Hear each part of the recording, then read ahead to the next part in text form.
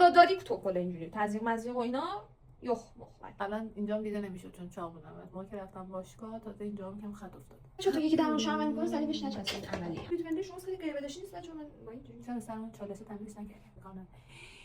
اون لیوان آبمه. آره لیوانی که نصف شب باش آب می‌خواست. ولی خب چند پول دادی یه چیز بدی نیست. اون خودش خوب. میگم که شما میتونی استفاده کنی از گرم کنی. میگه تو داری آرزو می‌کنی سرتون مازن نمی‌شم که هیچی دیدم.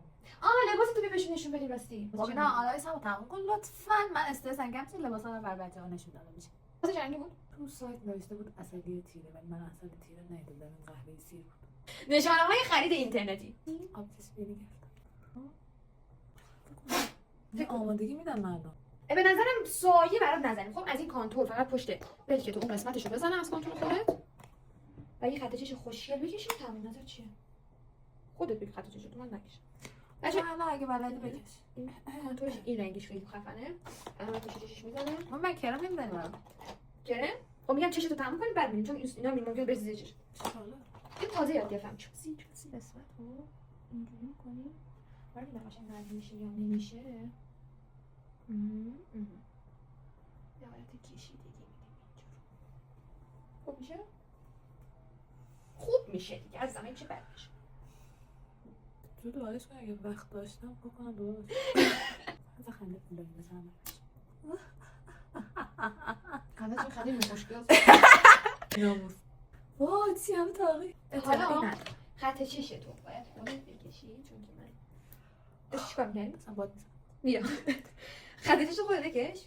نمیتونی یعنی اینو؟ نه باید خودت چند چش خودت خود بلد ببینم بهت میدم. من اومدم برینم چیکار می‌خوای بکنی؟ مگه تو اینقدر هزینه می‌کنم بده؟ تو به عنوان یه میکاپ آرتیست نتونستی الان رو برو دو تا شیک نمک بکشی.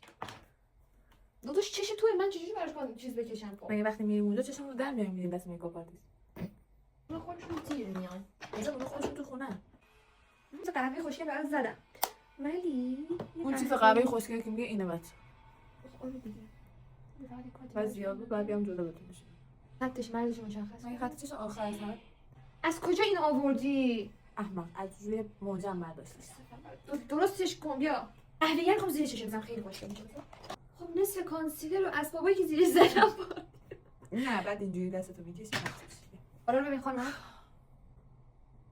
نگرانم از اینکه این نامو برم فهم که ناخونم برمی‌دارم. بالا رو ببین. بالا رو ببین. اینقدر موجا پربار ماشاءالله نگاه دقیقاً به زیر چشش نیست. مثلا دوست است. برنده خوبیه پایینه. نگاه اصلا شاینش نمیچسبه خدا وکیل. نه نمیچسبه.